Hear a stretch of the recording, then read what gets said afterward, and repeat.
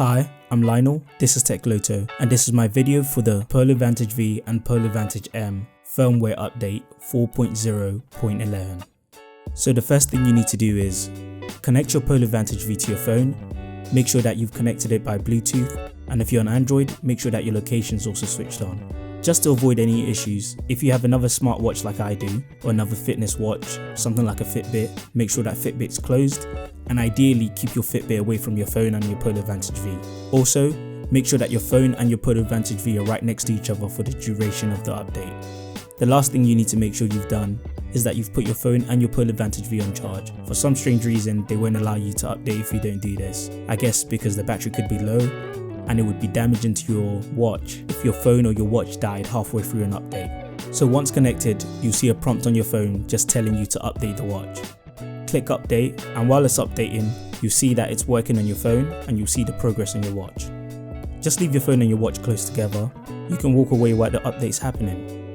If you haven't done your research properly, you might think this is just a basic update just to sort out some bugs. That's partly what Polar says it is. But when you look at another link on their website, you can see that the update is more detailed and it actually gives you new features, which is something that I'm really happy about. The difference that I really like about the update, now you're seeing a section in your activity progress.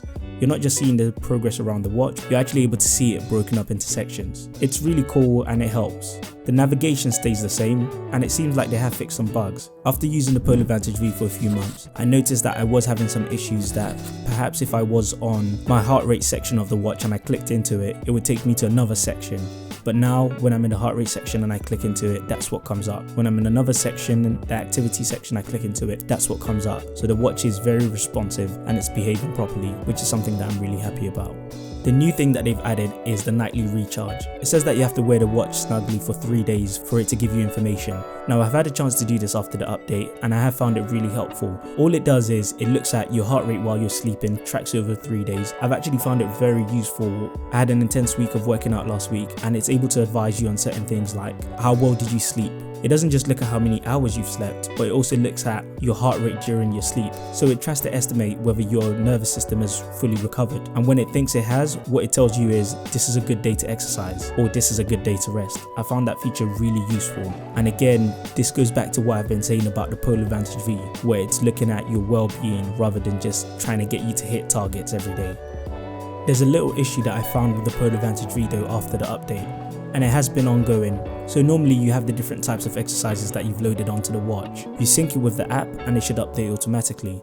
But this just gives me the generic exercises that come with the watch, and it's not updating no matter how many times I sync. What I did was I went into settings, general, scrolled all the way down to about, scrolled all the way down to that and restarted the watch. Synced it again and I found that everything was back to normal, back to my normal settings, strength training being there and all the other exercises that I regularly do being on the watch. So if you're having that issue, that's exactly what you should do.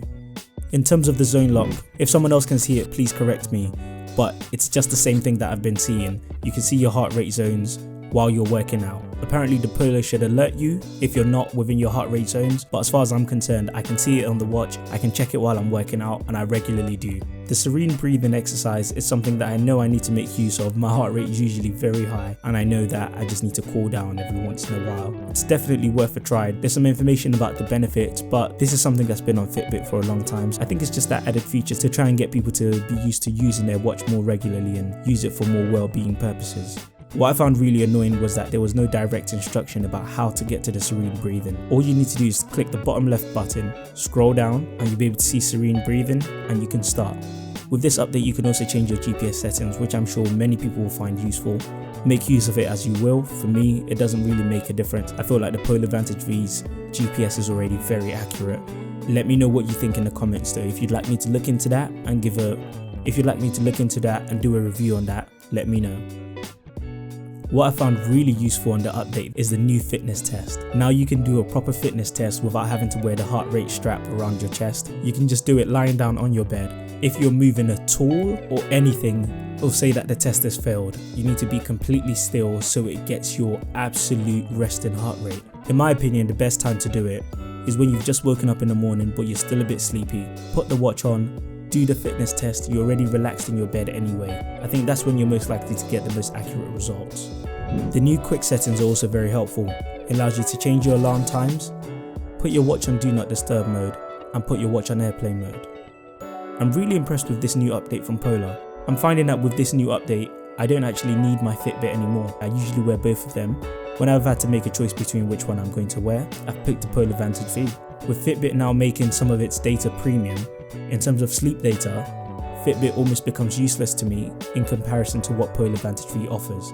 I'm really impressed with this update, and I'll be covering much more about the watch and how I've found it while I've been using it over the past 8 months in a complete review of the Polar Vantage V, so expect to see that within the next few days. Thank you very much for watching. I hope you found this video helpful, and if you have, remember to like and subscribe to techloto. Visit the Teespring page for some techloto merch, and don't forget to visit the website.